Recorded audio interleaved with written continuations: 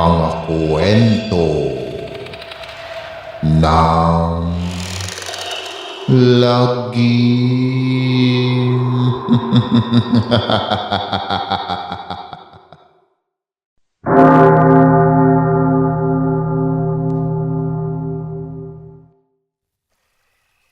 Sa loob ng isang sabungan, nagkakagulo ang mga kalalakihang may kanya-kanyang manok na pinapamustahan sa pula, sa puti, may dihado, may limado.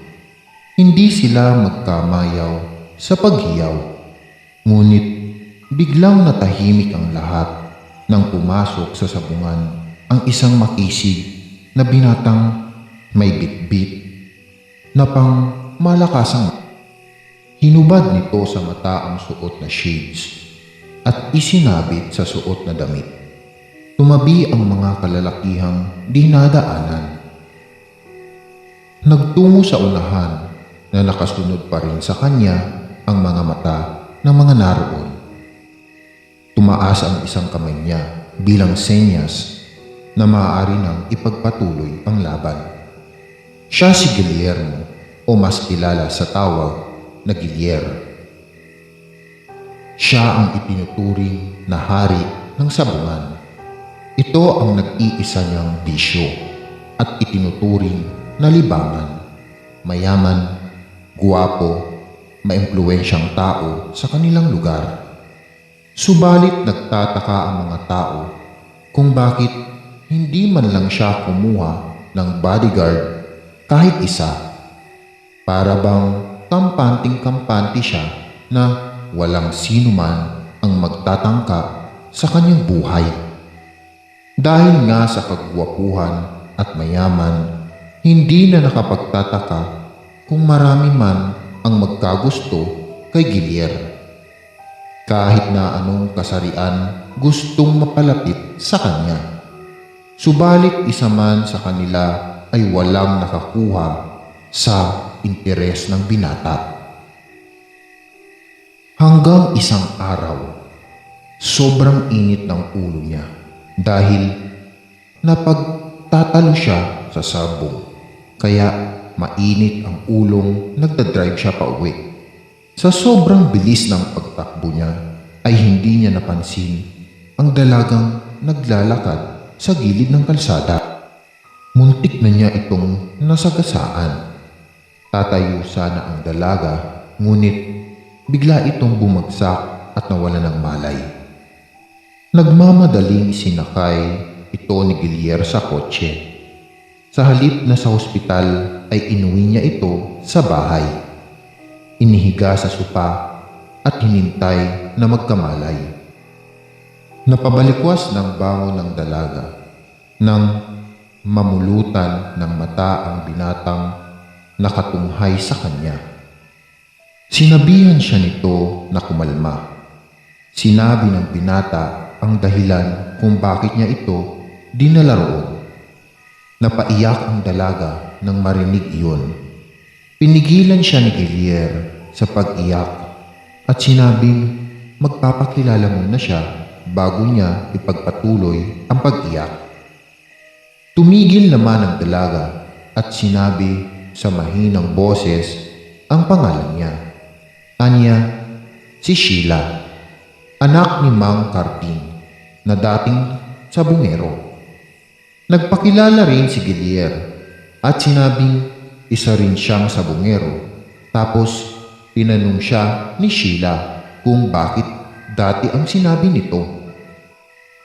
Nasaan raw ang ama nito, bakit hindi na nagsasabong? Sumagot ang dalaga at sinabing sinundo na ni San Pedro. Aalis na sana si Sheila sa malaking bahay na iyon, subalit naalala niya na wala nga pala siyang mauuwian at gutom na siya. Umalis na kasi siya sa dati nilang lugar at nagpakalayo-layo upang hindi masundan ng mga kalahing nilang aswang na kumitil sa buhay ng kanyang ama. Si Gilier naman ay nag-alok ng tulong kay Sheila dahil sa itsura nito ay mukhang kailangan daw nito ng tulong. Inunahan na niya ito na pwede raw itong manatili sa bahay na iyon bilang kasambahay. Tutal ay wala siyang kasambahay. Nagulat ang dalaga nang malamang mag-isa lang naninirahan sa malaking bahay na iyon ang binata. Matapos magkasundo ay hindi na nga umalis si Sheila sa bahay na iyon.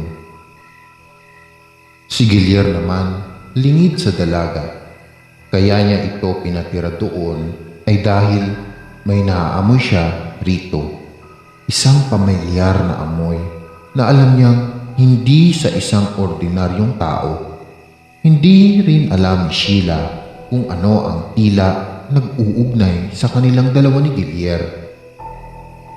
Sa pananatili niya sa malaki at magarang bahay nito ay palihim niya itong inoobserbahan. Lingid sa kanya ay ganun din ang ginagawa ni Guillier.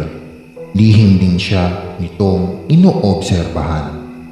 Isang gabi, isang grupo ng matitinik na masamang loob ang umakyat sa bahay ni Guillier.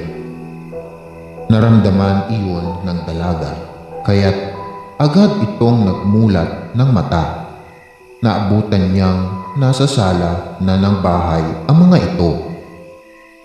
Agad siyang tinutukan ng mga ito ng baril. Hindi naman nag-aksaya ng panahon si Sheila. Ipinangako niya sa sarili na hinding-hindi na siya magpapadihado sa kahit na sino. Kaya naman sa isang iglap ay daig pa niya ang Texas na umatake sa kanyang mga kalaban.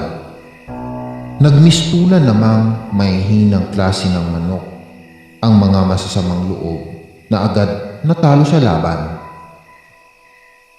Nagulat si Sheila nang marinig ang palakpak ni Guillier habang pababa ito mula sa ikalawang palapag kung nasaan ang silid nito. Sinasabi ng araw ba niya at hindi ordinaryong dalaga si Sheila. Nakaramdam naman ng pinagsamang takot at hiya si Sheila. Kaya nagmadali itong lumundag palabas ng bahay at bakuran ni Guillier. Upang umalis na sana roon, ngunit nabigla siya nang mabilis nakarating sa harapan niya ang binata upang mapigilan siya. Sa mahinang boses ay sinabi ni Sheila na hindi rin pangkaraniwan ang binata. Hindi na nagkakaila pa si Guillier. Mula sa pagiging isang tao ay nagpalit siya ng anyo bilang isang aswang na mabalahibo at may mabangis na anyo. Tapos ay muli itong bumalik sa pagiging isang makisig na binata. Inabot niya ang kamay kay Sheila, isang senyales na nais niya itong manatili roon. Marahan namang tinanggap ng dalaga ang kamay ng binata, tanda ng pagsang-ayon nito.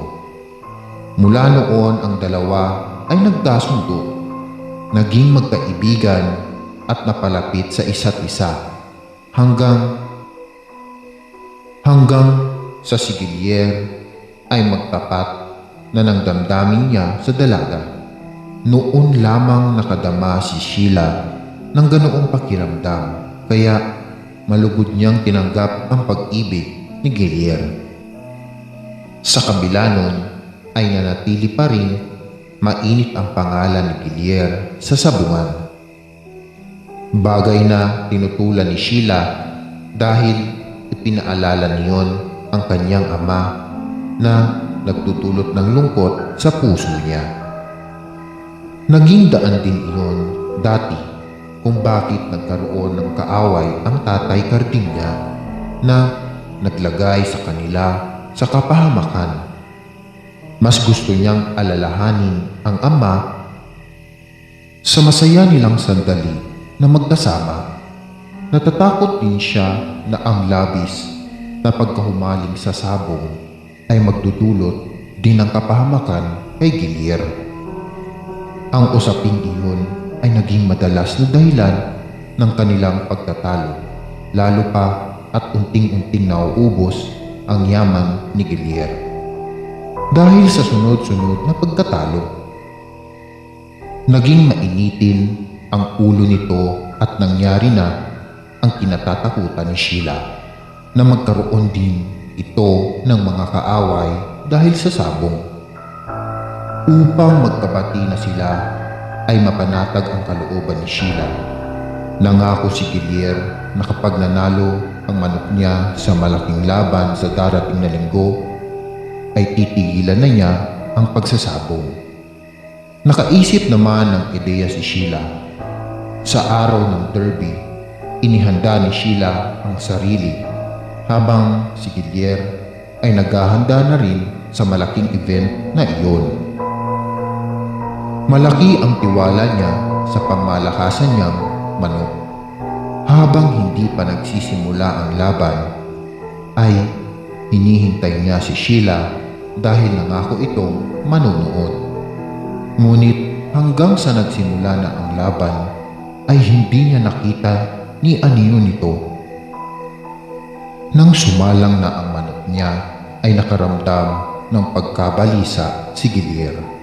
Parang may mali. Parang hindi ito ang manok niya. Napatulala siya sa nangyaring sagupaan ng dalawang manok. Hanggang sa mapagtanto niyang ang manok ay hindi pangkaraniwan. Ginamit ni Gilier ang kapangyarihan niya upang pahintuin ang laban. Nagpatalo na siya kahit pa nakakalamang ang manok niya. Ang makitang masugatan lang ito ay hindi na niya makayang tignan. Kinuha niya ang manok at dinala iyon sa loob ng kotse. Doon ay nagbagong anyo ang manok at naging si Sheila. Dali-daling ibinalabal ng binata ang jacket niya sa hubad na katawan nito. Tinanong ni Gilier kung bakit niya iyon ginawa. Anang dalaga. Gusto lang niyang makasiguro na maipapanalo ni Gilier ang labang iyon para sa katuparan ng pangako nito sa kanya. Napapalinig na sinabi naman ng binata na hindi nito kailangang ilagay ang sarili sa kapahamakan dahil handa naman siyang tuparin ang pangakong iyon manalo man o matalo sa laban. Iyon sana ang supresa niya rito. Sa paggaling ng mga sugat ni Sheila ay nagpasya silang magtayo na lang ng negosyo matapos ang kanilang kasal at ilaan ang oras sa isa't isa habang ang lihim ng kanilang pagiging aswang ay nanatiling lihim sa lahat. Makalipas ang 10 taon nang mangyari ang tagpong iyon, ay hindi inaasahan na naging sobrang yaman ni Tatay Indo. Naging kilala siya sa buong bayan bilang napakaswerte sa sugal, lalong-lalo na sa sabong. Tatay Indo, may imbitasyon tayo sa malaking sabungan sa Maynila. Kailangan nating dumalo roon kasi ikaw ang bukang bibig ng lahat ng mga sabungero dito sa bayan natin. Kaya pinag-utos ni Atong ang presensya mo roon upang makilala ka ng personal niya. Wika ni Tomas, ang taong nakataga dati sa malaking pusa na walang buntot. Ganoon ba? Maghanda ka ng 10 manok na ilalaban natin roon. Alam ko, malaking premyo ang naghihintay sa atin doon sa Maynila. Alam ko rin na paghahandaan na ni Atong ang mga manok natin na ilalaban sa kanila.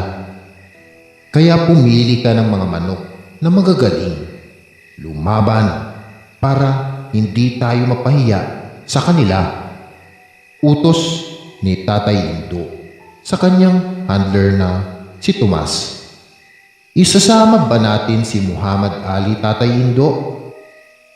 Sabi muli nito sa matanda. Siyempre, siya ang buenas natin, kaya hindi siya dapat maiwan dito sa bahay.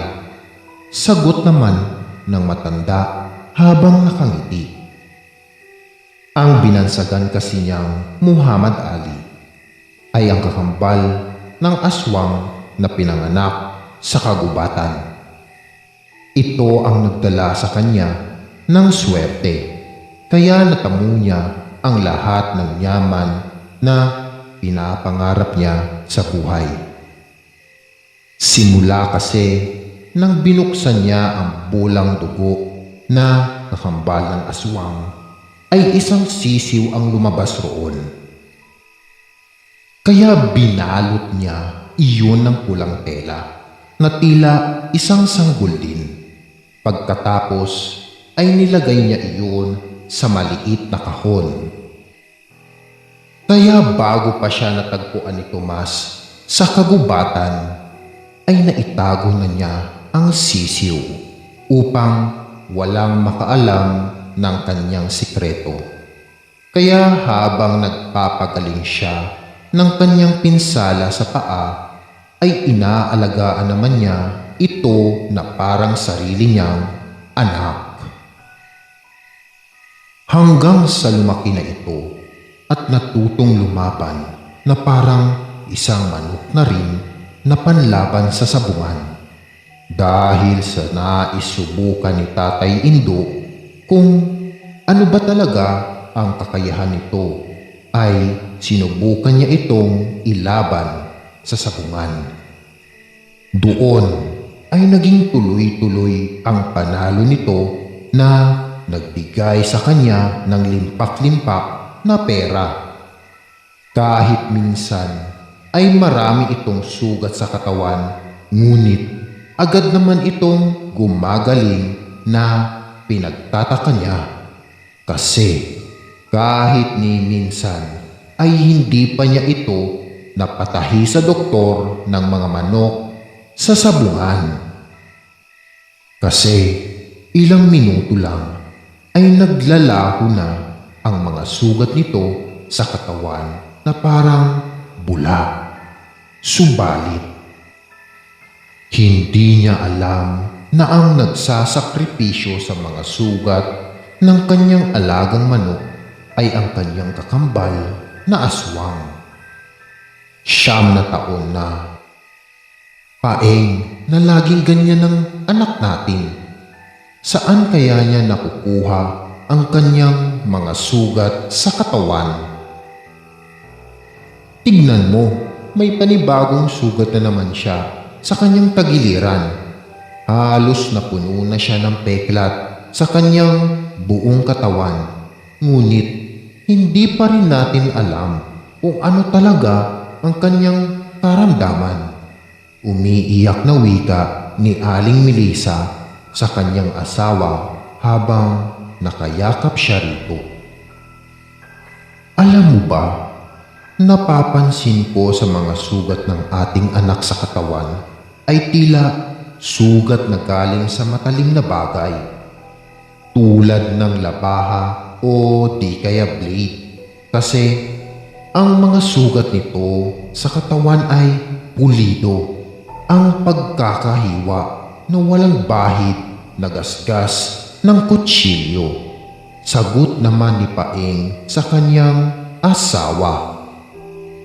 Hindi kaya binarang o di kaya kinukulam ang ating anak, Paeng? Mariing tanong ni Aling Melissa nang marinig niya ang sinabi sa kanya ng kanyang asawa. May posibilidad nga na ganyan ang nangyari sa anak natin. Kaya bukas na bukas din tutungo tayo kay Apo Kidlat para malaman natin kung ano talaga ang kalagayan ng ating anak, kung bakit siya nagkakaganyan. Sagot naman nito sa kanyang asawa na mahigpit na rin sa pagkakayakap. Kaya kinabukasan ding iyon ay dinala nila ang kanilang anak sa magaling na mangtatawas na si Apo Kidlat. Isa din itong aswang, subalit hindi ito kumakain ng tao. Mas pinili pa nito na kumain ng mga hayop at tumulong sa ibang tao dahil ayaw niyang magaya sa kanyang angkan na namuhay ng takot sa mga liblib na kagubatan dahil sa pinagkaisan sila ng taong bayan para sila ay patayin. Kaya ang kanyang naging paraan ay naging isa siyang magaling na mangtatawas para mapagtakpan niya ang kanyang katauhan bilang isang aswang. Kaya namuhay siya ng tahimik kasama ang kanyang buong pamilya sa baryong kinikilala siyang Apo Kidlat, ang magaling na mangtatawas at manggagamot. Bakit kayo naparito sa lugar ko, Melissa at Paeng? May nangyari na naman ba sa baryo ninyo at naisipan ninyong bumisita dito sa bahay ko? Bungad na wika ni Apo Kidlat sa dalawa. Huwag kang mag-alala, Apo Kidlat. Wala kaming naging problema sa baryo namin. Isa pa, matagal na rin kaming hindi kumakain ng tao simula nang magkaanak kami ni Melissa. Tinuturuan kasi namin ang mga demonyong nananahan sa aming katawan na kumain na lang ng mga hayop sa kagubatan. Sagot ni Paeng sa matanda. Kung ganoon, bakit kayo napaparito? Tanong muli nito sa dalawa. Ang anak namin, Apo Kidlat, hindi namin alam kung bakit bigla na lang nagkakaroon siya ng mga sugat sa katawan. 9 na taon na siya na laging ganyan. Naaawa na ako sa kanya kasi sa tuwing nagkakaroon siya ng sugat sa katawan ay hindi na siya kumakain. Halos maubos na rin ang lana ng mga aswang na binigay mo sa amin para lang gumaling agad ang kanyang mga sugat sa katawan. Mariing wika din ni Aling Melissa sa matanda. Patingin nga ng palad ng inyong anak. Sambit naman ito dahil may nakikita siyang kakaiba sa mga mata ng bata.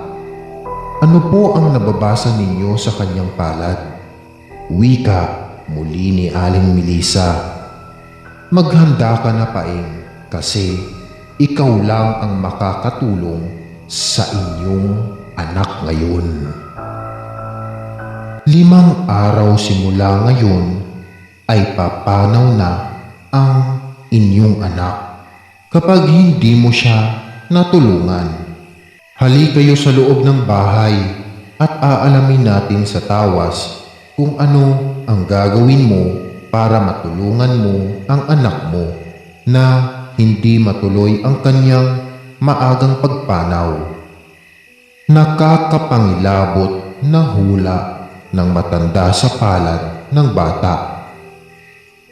Dahil sa sinabi ni Apo Kidlat ay hindi napigilan ni Aling Melissa ang umiyak kasi sa lahat ng mga hula nito ay wala pang hindi nangyari at natupad. Kaya nagmamadali silang pumasok sa loob ng bahay kasi alam nila na tumatakbo ang oras. Kaya dapat na nila itong mapigilan bago pa may mangyaring masama sa kanilang anak. Bago pa sila nagsimula, ay kumuha muna ng maliit na planggana na may tubig ang matanda. Pagkatapos ay sinindihan niya ang itim na kandila at pinatong niya ang isang kutsara na may tawas na tila isang batong puti. Pagkatapos noon ay nilagay na niya sa dulo ng apoy ng kandilang itim. Nang matunaw na ang tawas sa kutsara ay nag-uusal na siya ng sagradong dasal na nagmula sa itim na libro.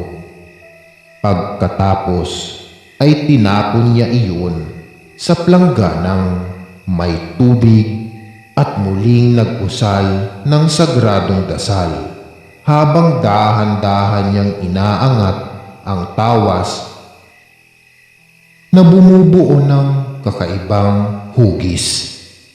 Nakikita ko dito sa binubuo ng tawas na may hugis manok na may kasamang tao na putol ang isang paa. Subalit, nagtataka ako kung bakit nakikita ko sa manok na ito ang inyong anak na lalaki na magkarugtong ang kanilang mga buhay.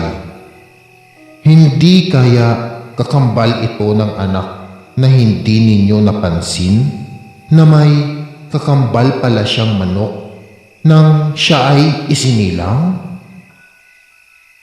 Tugon ng matanda na kinabigla ng mag-asawa dahil pareho sila ng iniisip na ang taong walang paa ay iyong albularyo na si Indo. Kilala ko na kung sino ang taong putol ang isang paa, Apo Kidlat. Siya ang nagpaanak kay Melissa.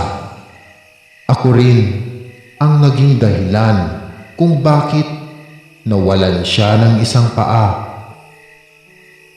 Matagal ko na siyang hindi nakikita sa lugar namin.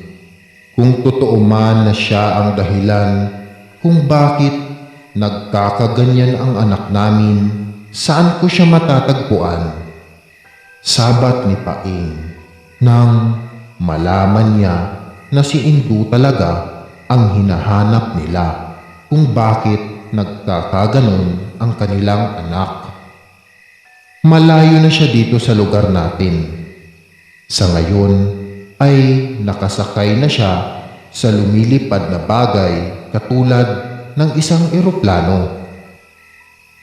Iyon ang nakikita ko sa mga tawas na nabuo. Kaya Paing, magmadali ka na. Kailangan mo nang makuha ang kakambal ng inyong anak bago pa maging huli ang lahat. Turan muli ng matanda sa kanilang dalawa. Saan kaya pupunta ang albularyo na si Indo? Hindi naman siya lumalayo sa lugar natin. Huwi ka naman ni Aling Melissa habang luhaan na ang kanyang mga mata kasi hindi talaga niya akalain na may kakambal ang kanyang anak at isa pa iyong manok.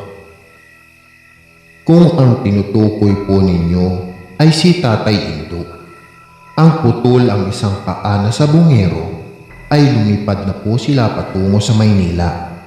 May big time derby po kasi na magaganap roon at ang lahat ng mga sikat na sa bungero ay makikita roon at isa na doon si Tatay Indo. Biglang sabat ng anak ni Apo Kidlat kasi isa din itong sa bungero at hinahangaan niya ang lahat ng manok ni Indo kasi malalakas ang mga ito at winning line. Lahat kaya lagi itong nananalo sa sabungan. Kung ganoon Paeng, tumungo ka na sa Maynila. Dalhin mo itong mutya ng talabong para madali mong matunton ang hinahanap mo. Isipin mo lang ang mukha ng taong hinahanap mo at dadalhin ka na niya sa lugar na iyon. Malalaman mo rin kung malapit ka na sa kanya kapag nagliwanag ang bagay na ito. Uwi ka ng matanda kay Paeng habang inaabot nito ang tela batong pabilog. Ano ito, Apo Kidlat? Kakaibang bato, parang itlog lang ng manok. Matutulungan ba talaga ako nito? Pangambang tanong ni Paeng, kasi ang tingin lang niya rito ay ordinaryong bato lang ito. Hindi yan bato. Itlog talaga iyan ng ibong talabong. Iyong nakikita ninyo sa mga ilog at madalas pumapatong sa likuran ng kalabaw. Yan ang itlog niya. Bibigyan ka niya ng lakas at pambihirang swerte para madali mong mahanap ang hinahanap mong bagay o tao. May kakayahan din iyan ng pagkabulag na hindi ka namamalayan ng inyong kalaban na nasa harapan ka na nila. Pagpapaliwanag ni Apo Kidlat kay Paeng, kasi kailangan talaga niya ito sa kanyang paglalakbay patungo sa Maynila. Dahil na rin sa mga sinasabi sa kanya ni Apo Kidlat, ay naiinganyo siyang dalhin ng mutya na iyon at agad niyang sinabit sa kanyang liig. Nag-ambag-ambag na silang lahat ng mga aswang sa lugar na iyon upang may magamit na pera si Paeng patungo sa Maynila. Kaya hindi na sila nahirapan pang maghanap ng pera. Kaya agad nang tumungo sa airport si Paeng upang makapunta agad siya sa Maynila. Kasi kaunting oras na lang ay mamamatay na ang kanyang anak kung hindi niya makikita agad si Tatay Indo na may hawak ng kanyang isang anak sa anyo ng isang manok. Samantala, nakarating na si Tatay Indo sa malaking arena na pagmamay-ari ni Atong Ang. Doon ay nakilala niya ang mga bigating mga sabongero tulad ni Biboy Enriquez, Gengen Arayata, Arnold de la Cruz, Edwin Arañez, Arman Santos, Frank Berin, Patrick Antonio, Sunny Lagun, Ray Briones, at si Atong Ang. Ang lahat na nandoon ay nakikilala niya ng personal na dati ay sa pangalan niya lang ito nakikilala. Subalit, ngayon ay kasama na niya itong nakaupo sa private room habang nakatingin sa mga manok na naglalaban sa loob ng arena. Grabe ang mga manok mo, Tatay Indo. Halos maubos na ang pera namin dito. Pero hindi ka pa rin namin matalo-talo. Ano ba ang linyada ng manok mo? At sobra ang lalakas. Biglang wika ni Patrick Antonio sa matanda. Oo nga, may away sa taas at may away din sa baba. Halos hindi na nabibitawan ang mga manok namin. Kapag hindi pa namamatay, lalong-lalo na kapag nagsimula ng pumalo ang mga manok mo, hindi na talaga mapipigilan pa. Sabat din ni Atong Ang habang hangang-hanga siya sa pinamamalas ng mga manok ni Tatay Andong. 5 araw simula ngayon ay papanaw na ang inyong anak kapag hindi mo siya natulungan. Hali kayo sa loob ng bahay at aalamin natin sa tawas kung ano ang gagawin mo para matulungan mo ang anak mo na hindi matuloy ang kanyang maagang pagpanaw. Nakakapangilabot na hula ng matanda sa palad ng bata. Dahil sa sinabi ni Apo Kidlat ay hindi napigilan ni Aling Melissa ang umiyak kasi sa lahat ng mga hula nito ay wala pang hindi nangyari at natupad. Kaya nagmamadali silang pumasok sa loob ng bahay kasi alam nila na tumatakbo ang oras. Kaya dapat na nila itong mapigilan bago pa may mangyaring masama sa kanilang anak. Bago pa sila nagsimula, ay kumuha muna ng maliit na planggana na may tubig ang matanda. Pagkatapos ay sinindihan niya ang itim na kandila at pinatong niya ang isang kutsara na may tawas na tila isang batong puti. Pagkatapos noon ay nilagay na niya sa dulo ng apoy ng kandilang itim. Nang matunaw na ang tawa sa kutsara, ay nag-uusal na siya ng sagradong dasal na nagmula sa itim na libro. Pagkatapos ay tinapon niya iyon sa plangganang may tubig at muling nag-usal ng sagradong dasal habang dahan-dahan niyang inaangat ang tawas na bumubuo ng kakaibang hugis. Nakikita ko dito sa binubuo ng tawas na may hugis manok na may kasamang tao na putol ang isang paa. Subalit, nagtataka ako kung bakit nakikita ko sa manok na ito ang inyong anak na lalaki na magkarugtong ang kanilang mga buhay. Hindi kaya kakambal ito ng anak na hindi ninyo napansin na may kakambal pala siyang manok nang siya ay isinilang? Tugon ng matanda na kinabigla ng mag-asawa dahil pareho sila ng iniisip na ang taong walang paa ay iyong albularyo na si Indo. Kilala ko na kung sino ang taong putol ang isang paa, Apo Kidlat. Siya ang nagpaanak kay Melissa. Ako rin ang naging dahilan kung bakit nawalan siya ng isang paa. Matagal ko na siyang hindi nakikita sa lugar namin. Kung totoo man na siya ang dahilan kung bakit nagkakaganyan ang anak namin, saan ko siya matatagpuan? Sabat ni Paing nang malaman niya na si Indu talaga ang hinahanap nila kung bakit nagkakaganon ang kanilang anak. Malayo na siya dito sa lugar natin. Sa ngayon ay nakasakay na siya sa lumilipad na bagay katulad ng isang eroplano. Iyon ang nakikita ko sa mga tawas na nabuo. Kaya Paing, magmadali ka na.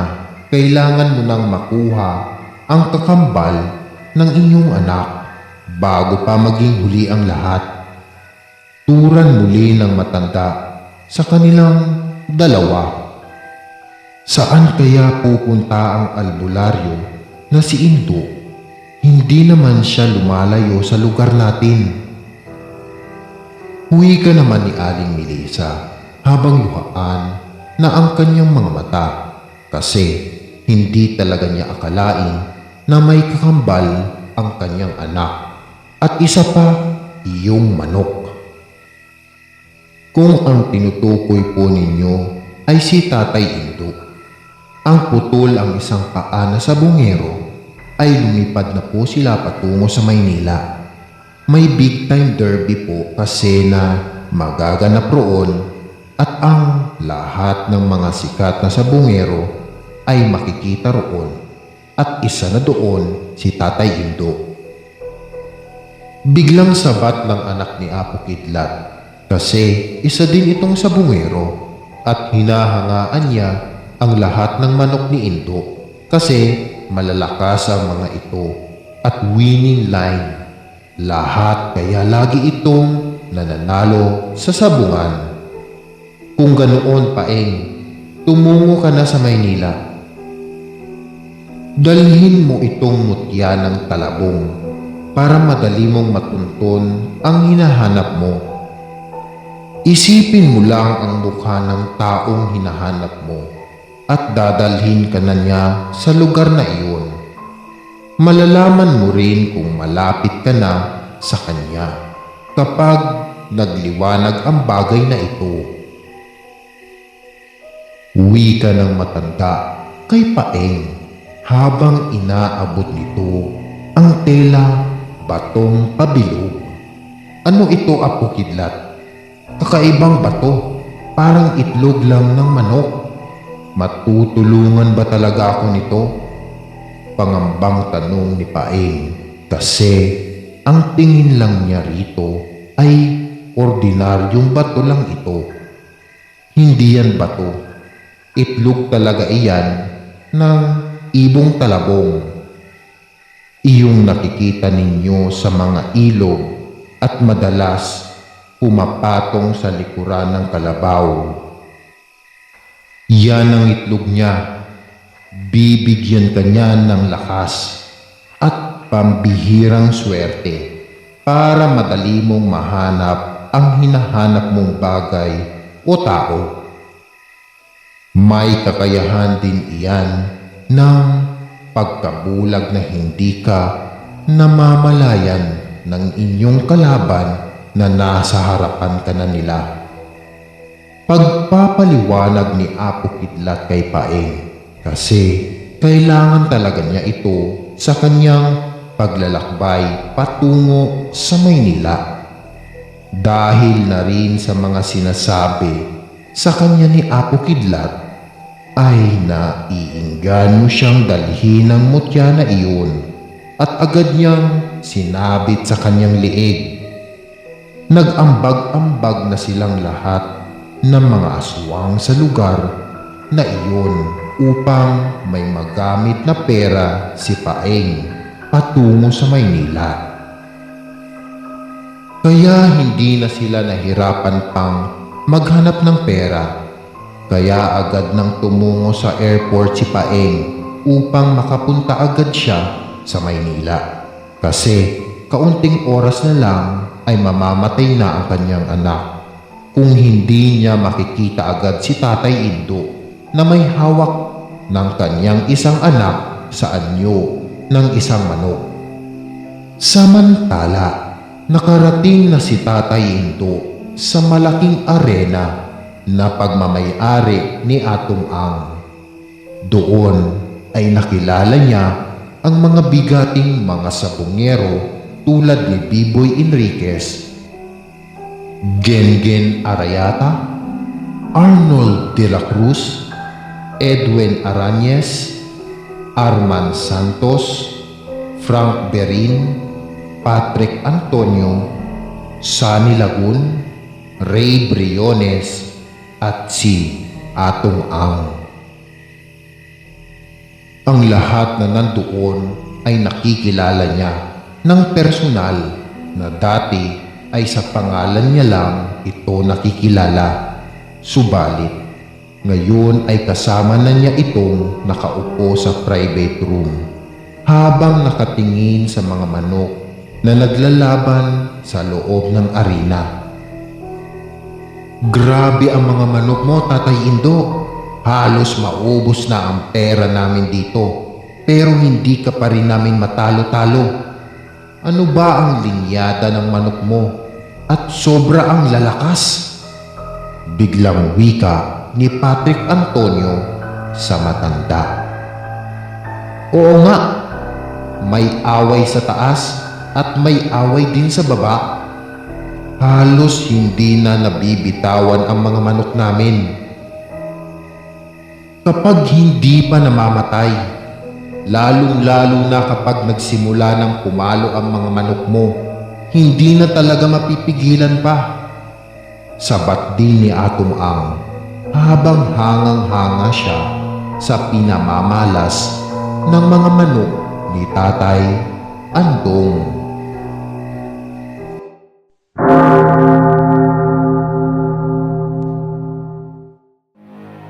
Maraming salamat mga giliw naming tagapakinig.